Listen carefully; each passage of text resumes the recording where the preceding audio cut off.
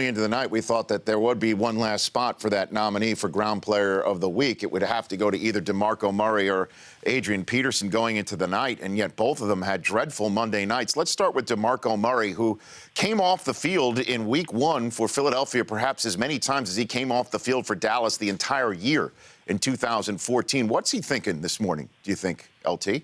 Well, he's thinking probably, why did I sign here? This is not what I signed up for. This is not what you sold me on. 8 carries, 9 rushing yards. He has to, and here's the thing, Rich. They didn't utilize him to his best abilities. DeMarco Murray is a downhill physical running back. He was running out of the shotgun, running on the perimeter. That's not his style. And so I'm sure he's probably frustrated.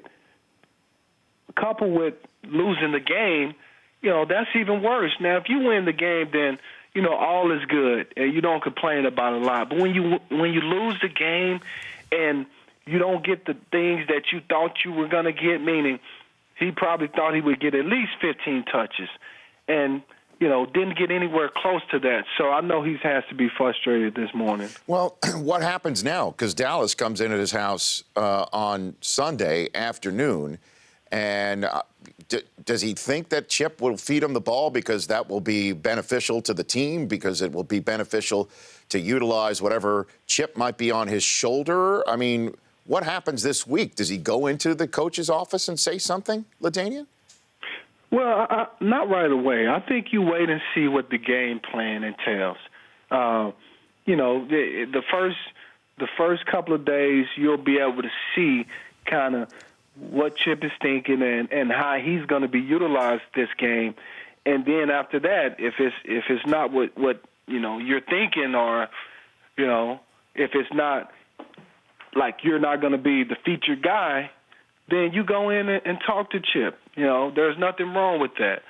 And then if that doesn't work, then, you just got to do what you was brought there to do and just be a good teammate, do what you have to do, and hopefully things change. But I think, Rich, they have to be able to utilize this guy running the football downhill.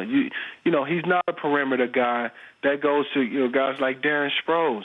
So it's going to be interesting to see how they use him this week against the Dallas Cowboys. Yeah, I thought this was a system where somebody just plants his foot and goes in the hole. That's what they got him for, because you and I have discussed this. LeSean McCoy was the one who was not hitting the hole and maybe going out laterally further and further and further until they gained no yards. That was at least the conversation that everyone was having over the last several months about the Eagles' offense, LT, right? Yeah, the problem is, though, he's lining up in shotgun, and he's running shotgun runs, which means a lot of those runs are not designed to go downhill.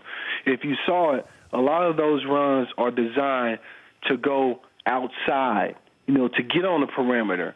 And so it takes a little bit more time to develop. If you notice, he got caught in the backfield a couple of times because he was trying to get outside on a design run.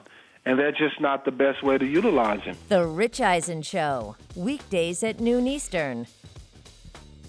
On Audience.